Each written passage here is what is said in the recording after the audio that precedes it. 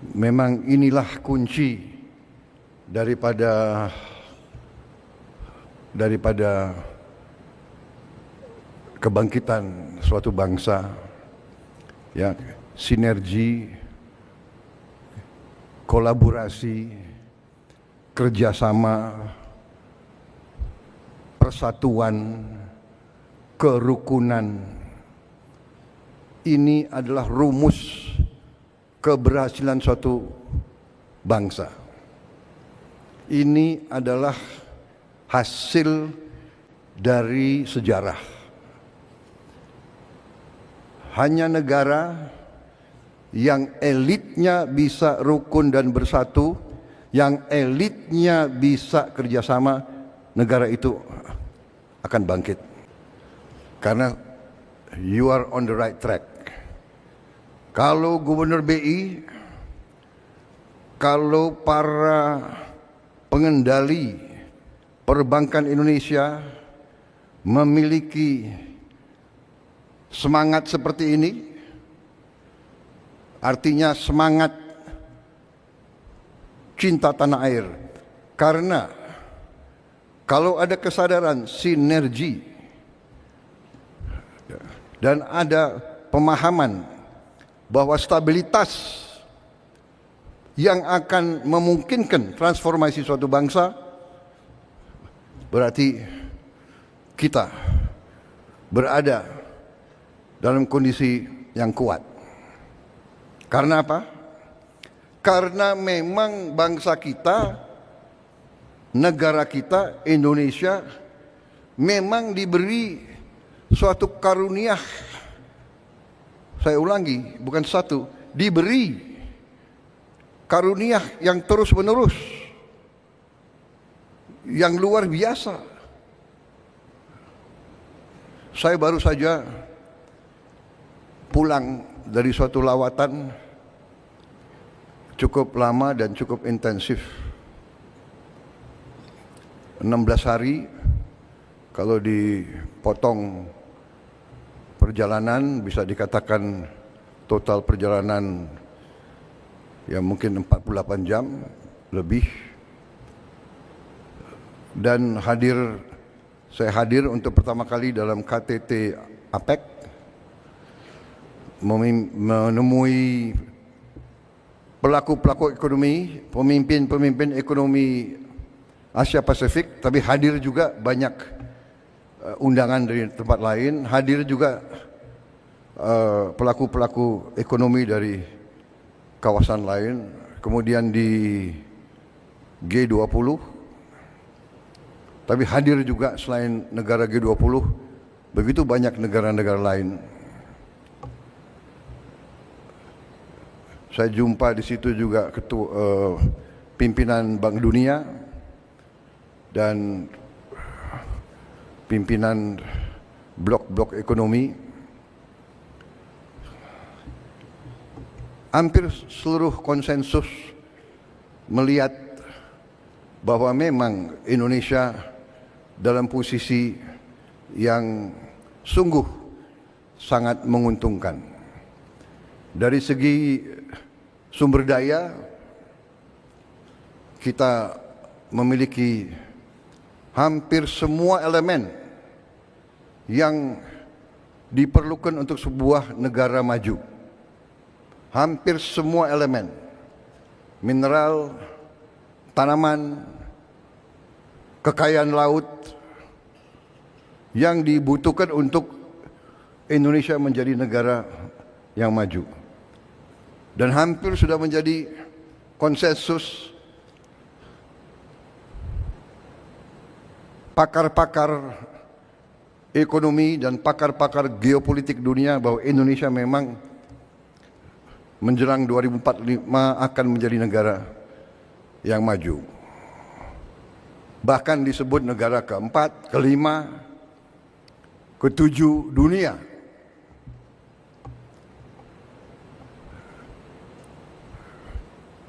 Kita faham kekayaan kita. Kita faham. Kita mengerti. Tapi banyak di antara kita yang sesungguhnya tidak menyadari apa efek, apa impact daripada kepemilikan kita terhadap sumber-sumber daya tersebut. Sumber daya dan mineral-mineral kritis yang dikatakan critical minerals yang dibutuhkan untuk negara industri teknologi tinggi. Karena itu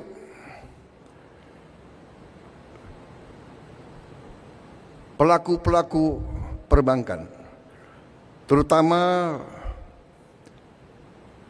mereka-mereka yang bertanggung jawab atas kebijakan umum, atas regulasi dari pihak pemerintah, dari pihak otoritas keuangan, memainkan peran yang sangat penting. Dan untuk itu saya ucapkan terima kasih kepada Gubernur Bank Indonesia, jajaran Bank Indonesia, jajaran otoritas keuangan, dan semua pengambil keputusan, semua yang bertanggung jawab atas perumusan dan pengendalian ekonomi Indonesia, termasuk menteri-menteri dan menko-menko saya, termasuk tokoh-tokoh pemerintahan, tidak hanya masa sekarang, tapi masa-masa yang lewat. Kita berada di posisi ini karena keberhasilan pendahulu-pendahulu kita. Saudara-saudara sekalian, setiap saya keliling Indonesia disegani.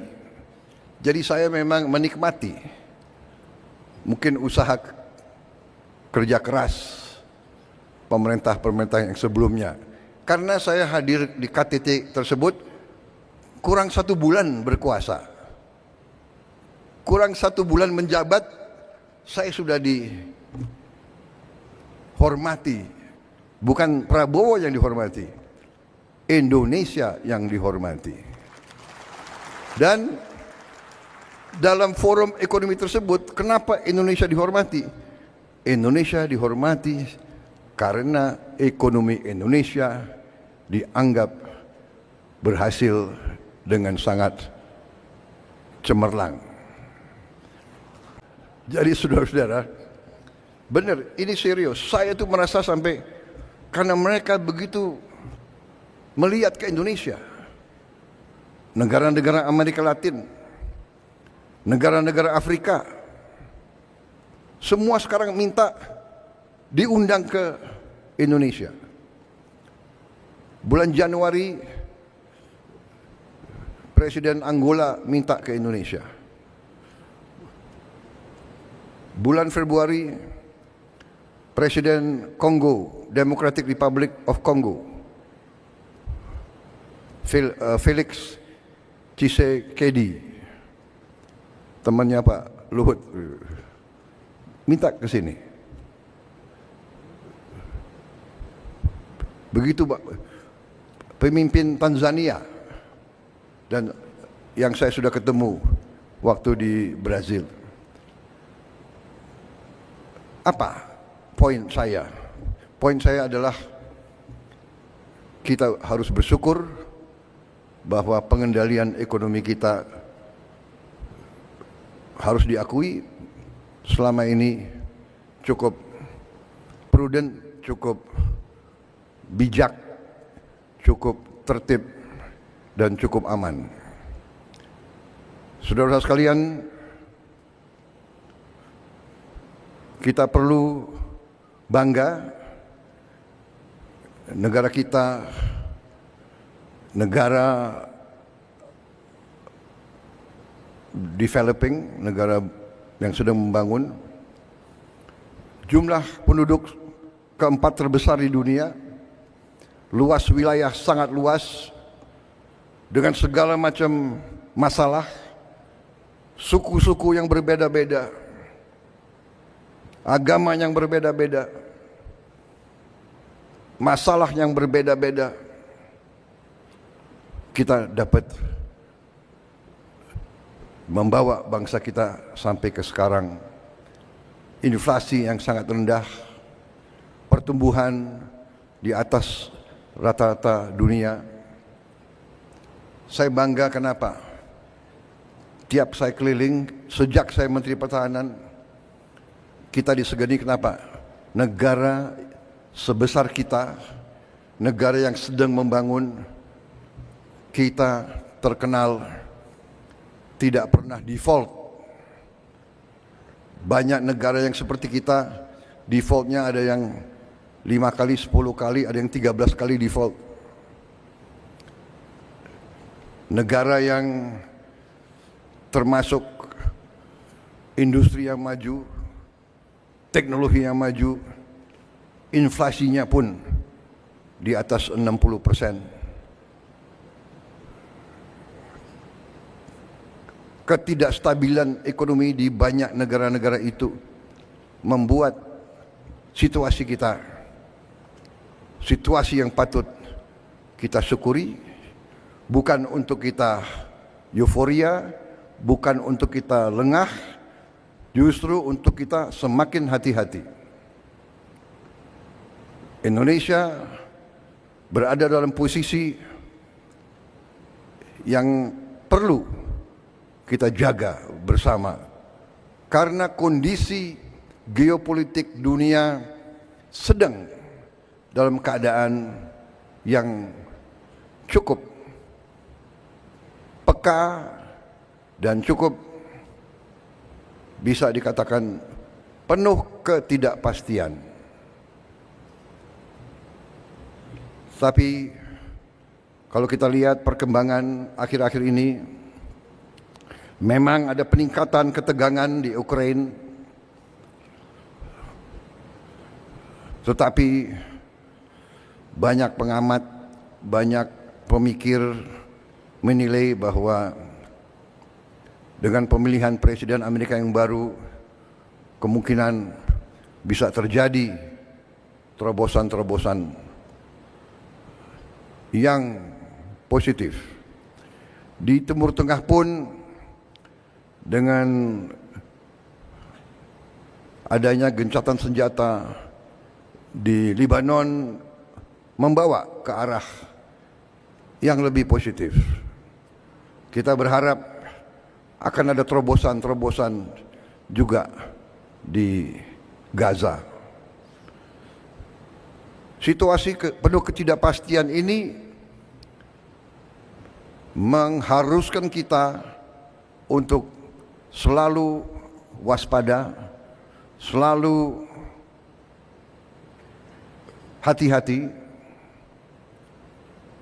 Tapi saya bersyukur bahwa suasana secara garis besar di Republik Indonesia ini cukup tenang dan cukup kondusif. Baru saja kita selesai pilkada kabupaten dan provinsi di seluruh Indonesia, puluhan provinsi, ratusan kabupaten kota. Syukur alhamdulillah berjalan dengan tenang, dengan damai. Untuk itu juga saya ucapkan terima kasih kepada semua pihak yang telah bekerja keras. Dan ini menandakan terjadi suatu kematangan, terjadi suatu proses pendewasaan dalam bermasyarakat, bernegara, berpolitik. Bahwa pergantian politik, pergantian kepala daerah itu menjadi hal yang biasa.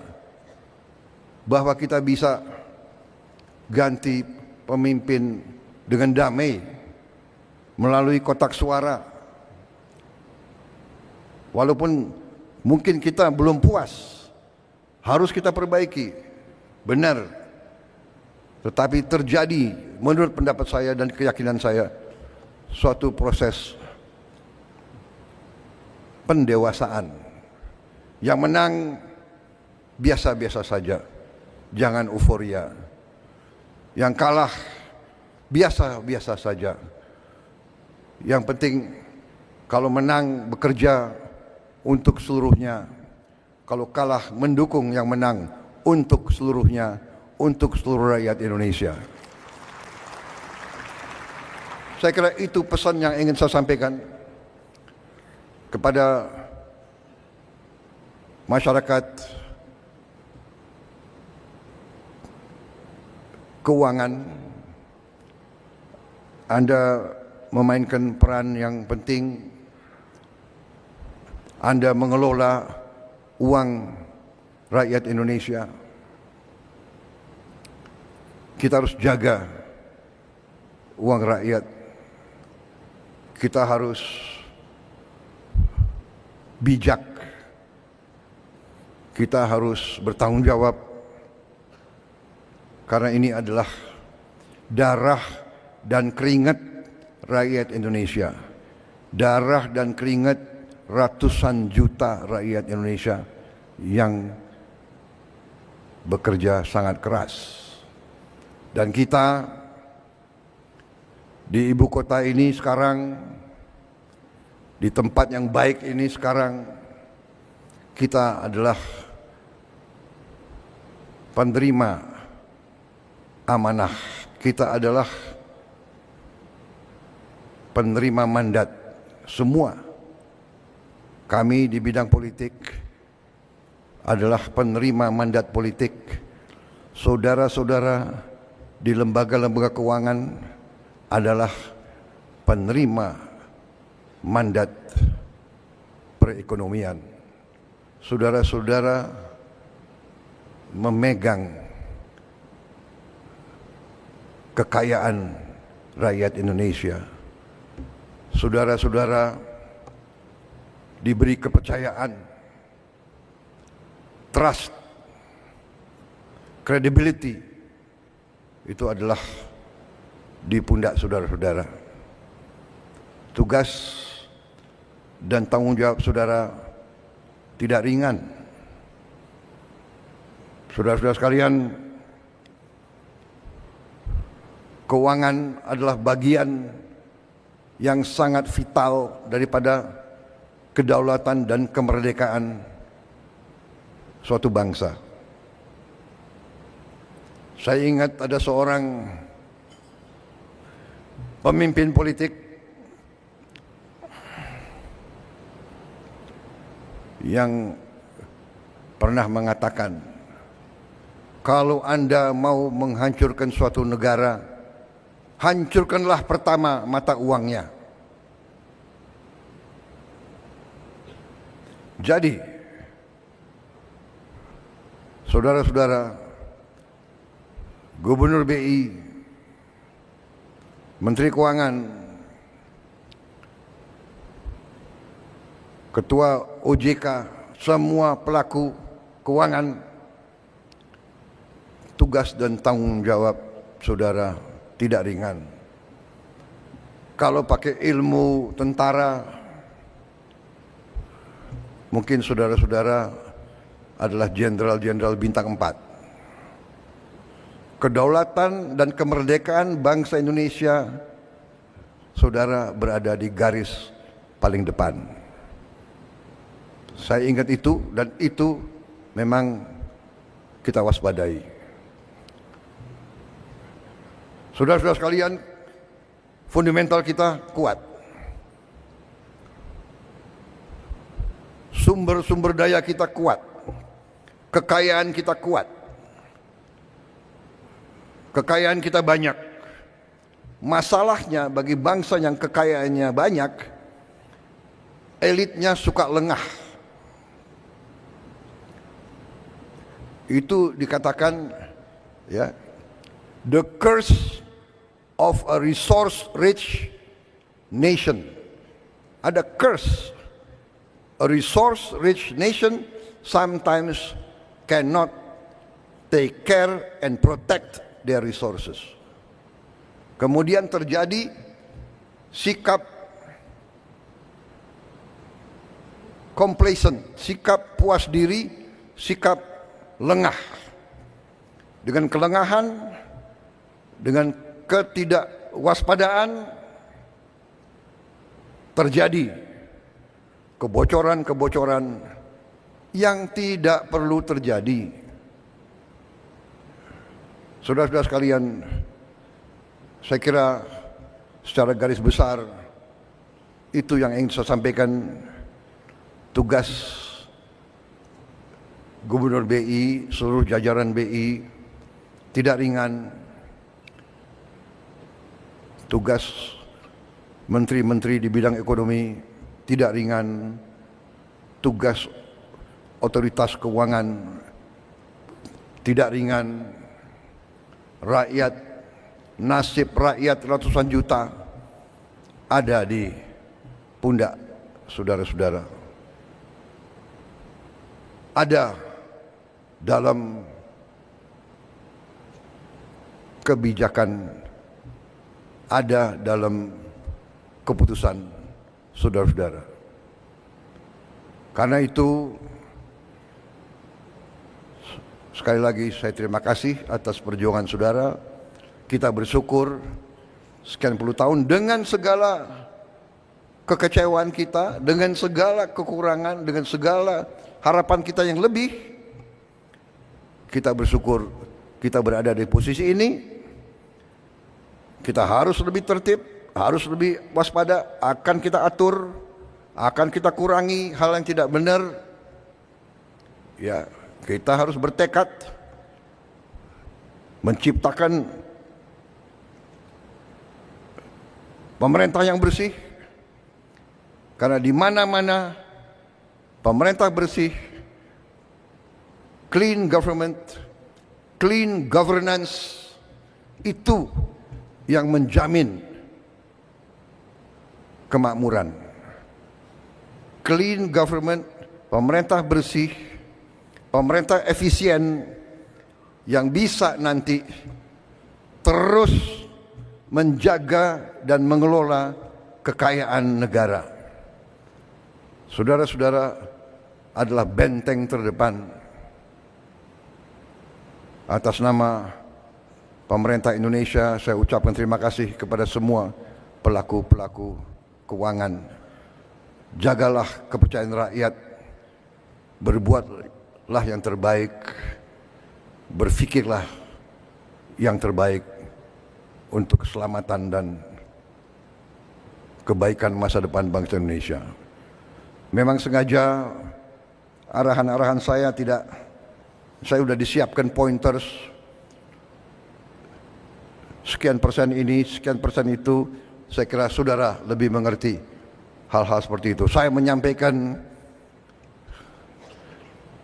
garis besar, saya menyampaikan tonggak-tonggak, saya menyampaikan harapan rakyat, saya menyampaikan suasana dan situasi umum yang kita hadapi.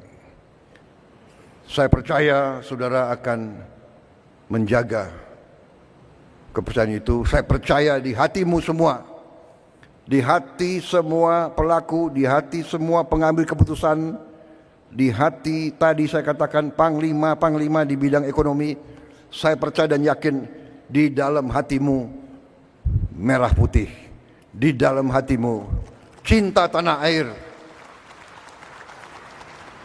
Saya percaya itu.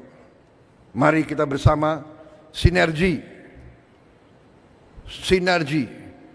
semua unsur di semua bidang dengan semua keahliannya.